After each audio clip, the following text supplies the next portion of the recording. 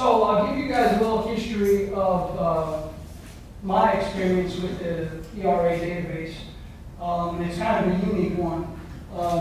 Blue Springs, as you can see, we are about an hour from Memphis and 2 hours from Birmingham, about 4 hours from Nashville. Toyota has a knack for finding and locating places in the middle of nowhere. Buffalo, West Virginia is in a cornfield. We're right off the interstate, but nonetheless, kind of in the middle of nowhere. Tupelo, Mississippi is our closest city, known for furniture manufacturing. So that's kind of where we pulled some of our workforce from. As Laura indicated, I transferred from our West Virginia facility, and when I interviewed for the job, the manager knew that I had extensive experience doing environmental management systems and waste at Toyota, and he knew, as many of you may be in this room, I consider myself kind of a jack of all trades. A little water, a little air, a little waste, not so much an expert in any particular field. So Jeff says, we're going to make you the air and water compliance guy. And I said, no, I hate air. I hate air. It's too complex. So that being said, we transitioned down. We started construction on the facility in 2007. And as everybody knows, the downturn of the economy hit in about 2009. We sat in a vacant building for about 18 months, not knowing what we were going to build or what we were going to do. Nonetheless, we decided to start up the plant. In October of 2011, we rolled off our first Corolla. We are a very small plant compared to, say, Kentucky. Kentucky's rolling 3 cars. You guys do 3 cars now? Yeah, we have 1 Corolla. 175,000 cars a year. We do have a Title 5 permit. We have a wastewater treatment plant on site, and we're considered a large quantity hazardous waste generator. It gives you an idea of the layout of our plant. So we purchased the database. A lot of it has to do with Bob calling me up and saying, look, we don't want to do the traditional spreadsheet air management. We want to use this company, good company. I think you'll be very satisfied with the data management. I said, okay, what do we got to lose? We're a brand new plant, and that's the difference with us and a lot of plants is we have a blank sheet of paper. We can make this thing any way we want. So I worked with Laura extensively, and I, as I said, didn't have a clue about our air permit, the emission sources, the paint, how all this comes together. So Laura worked with me extensively, and they said, you know, we can put anything we want, and ERA can put all the chemical data in there. I said, no. I said, I want to do that. So all of our paints, sealers, adhesives, all of our chemicals that go into making the car, I wanted to put in so I could understand the functionality of the database. How does this data get entered and how is it used to generate my reports? We initially purchased the database for air compliance, and it was very easy to understand after we worked together for a couple of years. We need to use this for our TRI and our Tier 2 reporting. So we made that transition. So our structure is this. We have, you'll hear Toyota say, it's lean manufacturing. I can tell you in Mississippi, it's anorexic manufacturing. We're doing the work, the 2 of us, Rosario and I, are basically doing the work of a lot of our counterparts have 3 and an assistant manager. We have the manager, and she's also responsible for safety and fire and security. Rosario's responsible for waste and EMS, and I'm responsible, the nerdy looking guy here, for air, water, sustainability, and hazmat. What I want to show you on this slide is we did some benchmarking, and Bob got us in touch with the gentleman at Volkswagen, and We convinced our folks out on the floor, because we didn't know no better, and they didn't know no better, they need to be the people that manage the data. It's not environmental data, it's the paint shop's data. They're the ones that are spraying the paint on the car. They're the ones using the solvent. Same with our body weather. So what we do is we have what we call window people, or we call them environmental sustainable champions. And there's one represented for each of our shops. And you can see here that each one of these champions, I've convinced them that they need to be the people to do the data entry once a month. So that takes a huge burden off of me, as if you do the data retrieval and trying to track down people monthly. I don't need to do that. I'm basically the QA/QC window.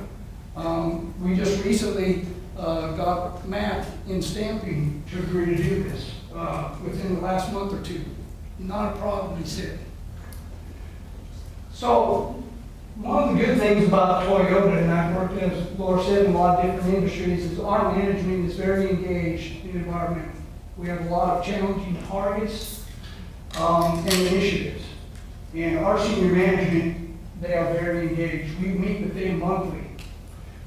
What this slide shows is, this is when I do my reasonable inquiry with my vice president every 6 months. He challenged me to show him visually, how do we do data management? Who's doing what with our air permit? So what I did was I showed these are our emission sources, and these are our different shops.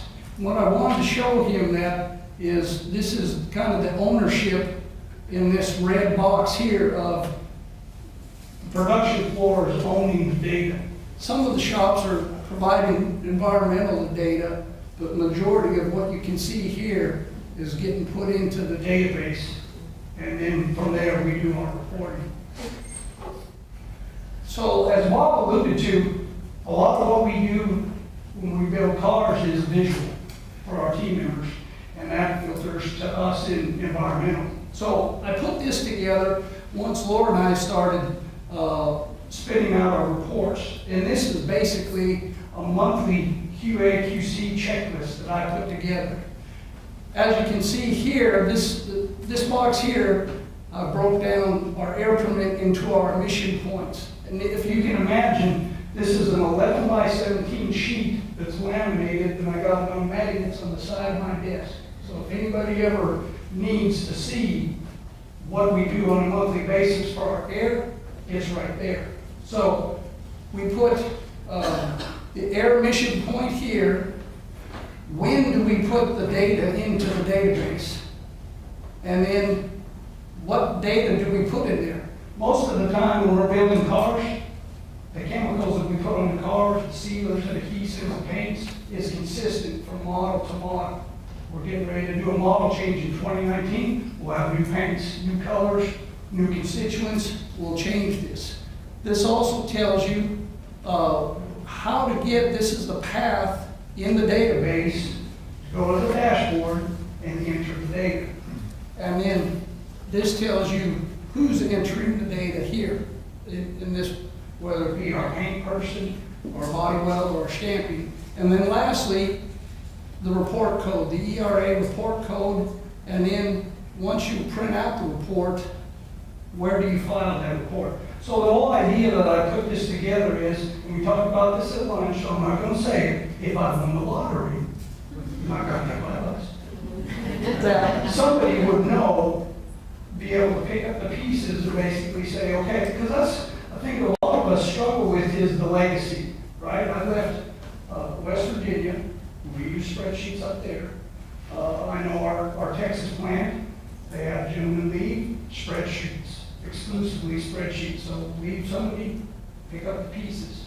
So that's the beauty, I think, of the system is we can develop tools to help us, but then we also have help from the ERA.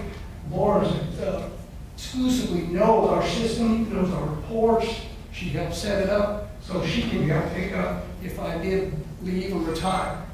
So if you're not familiar with the Toyota production system, this is kind of our house that you that you can see, and there's two things. I highlighted one, and then I realized that I should have highlighted two things on here. The first being continuous improvement, Kaizen. Everything that we do, from building the car to our environmental reports, we're trying to find a better way, as is ERA, as I can see in a lot of the presentations. But also, one thing that I should circle is customers. So who are our customers? For me, if I look at my customer as my vice president has to sign my reports. But ultimately, my customer is MDQ or EPA. So I want to show you some slides of keeping that. We always talk about customer first in what we do and the quality of work we do. And I want to show you kind of how I've done that.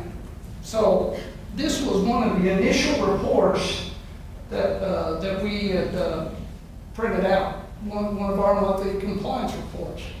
And we wanted to make it better. So what we did was we added, at Toyota we have internal limits. So we have a compliance limit and then we have an internal limit.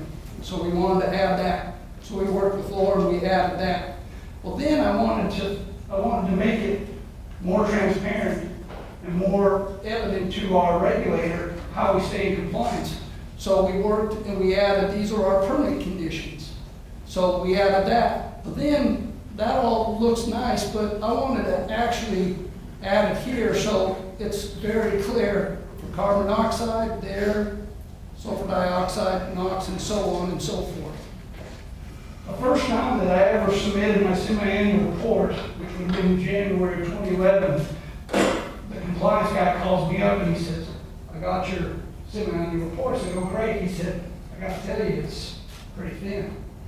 I said, thin? He said, yeah. He said, I'm not used to this. I said, well, you're scaring me. He said, no, I think everything is there. He said, but it's just a lot thinner. He said, most of the time I'm getting a thick book of spreadsheets and all this. And I said, I feel like we have everything. He said, oh, I believe you do. I said, okay, crisis averted, we're okay. We got everything he's looking for. Another thing that we've worked on as a Kaizen, and it takes a lot of work, and you have to have the suppliers. We had some presentations yesterday about it, is having our suppliers enter our paint data. So one of our suppliers, and ERA's work exclusively with them, is to do the vendor import. So we get batches of paint each month. We're getting new paint. Those constituents change. VOC may be a little higher, maybe a lower. The solids, it changes. So with that, our paint supplier can actually go in and import the data, and then monthly, I can go in, import it into the system, and then actually do a QA/QC to see what has changed. Look for any potential errors with their data. Another thing that we've worked on is before we could exclusively use all the modules, we didn't have the tank module at the time, we were using EPA's software. And the repeatability, if you guys have ever used that, wasn't so good. So we've eliminated that, and then we used, of course, the tank module. What I wanted to show on this is, and I'm working with our Texas plan, is this data here that you see, that's an import. But the data, I just went to our production control department and said, are you guys taking daily tech farm level readings? And they said, yeah, we're not doing it for environmental. I said, I don't care. Are you doing it? They said, yes. I said, well, I need that in a spreadsheet. So I can take that data, basically transpose it, put it into a template. It takes me literally 5 minutes to take, we got 5 bulk storage tanks, and then it's into the database. Very easy. For our other chemicals that we use that we consider indirect chemicals. They're not applied to the car, but they're very critical for Tier 2 and TRI reporting. Talking about greases, oils, solvents, cleaning solvents, things like that. We use a software called PeopleSoft. So we've worked with Laura, and we basically have created a query in PeopleSoft, and then we can take that information and then enter it into the database.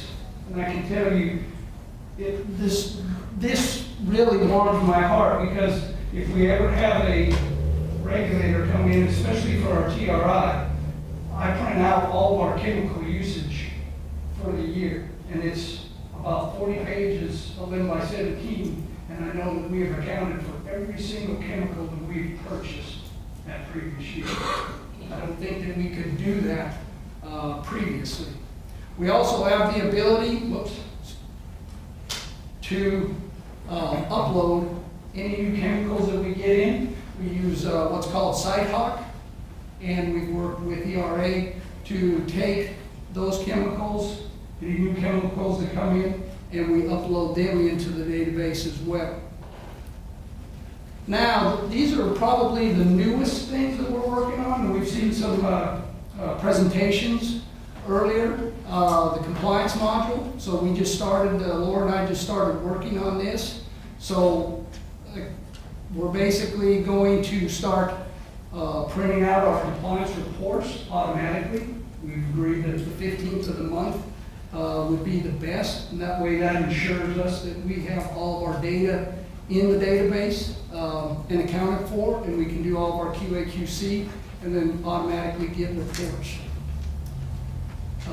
right here.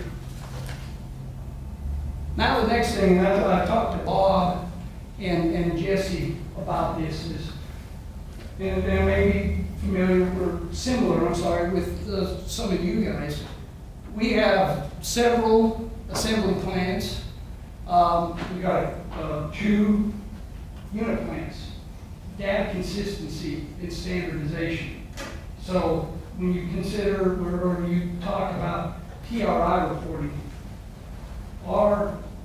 the chemicals that we're reporting at Mississippi assembly plant the same chemicals that Texas is reporting in the same quantities? And if not, why? If we can all use the database and standardize our reports and use a lot of the new features, it should be very seamless to do that and make sure that we are standardized in the way that we're reporting. So those are, I'm hoping, our next steps, if you will. So in conclusion, I think that in the 7 years that I've worked with Laura, we both, I think, have been passionate to continually improve our system. Reporting, data entry, making it very easy to manage, go back and reevaluate.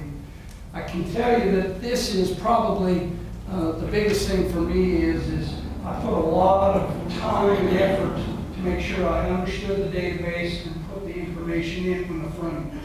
And we were talking, Peter and I were talking yesterday, garbage in is garbage out. So you get out of it what you put into it.